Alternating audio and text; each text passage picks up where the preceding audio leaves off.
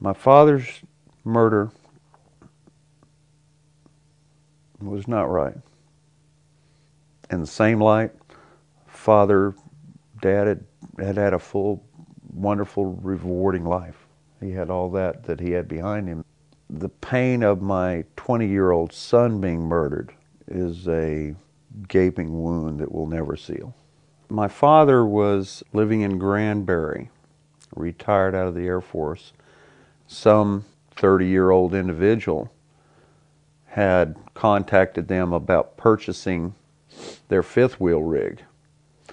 Well, on the way during the drive, the man pulled out a gun and informed my father that he was going to steal the rig. The guy shot him once in the head and then once in the chest, and my father fell on the ground before the vehicles. At that time,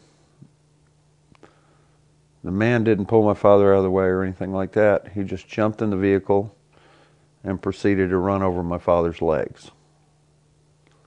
Mike was killed by a jealous, vengeful ex-date of a girl. Mike and Sandra had left and gone to get some food, and they'd come back to the apartments, parked a car. At this time, James Edwards apparently had come out of the bushes.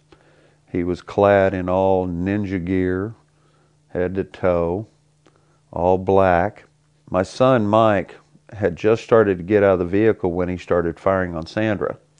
Well, as he came around the vehicle, he fired on Mike.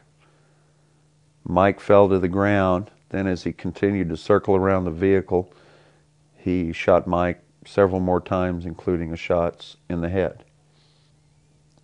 It just is so unfair that he didn't get a chance to fulfill his life. The juries felt that both these crimes warranted the death penalty. As far as my own feelings about the death penalty, I'm pro-death penalty for a couple of reasons. Number one, first and foremost, it eliminates the threat. Jeffrey Eugene Tucker, he was released early from prison, and we still don't know why.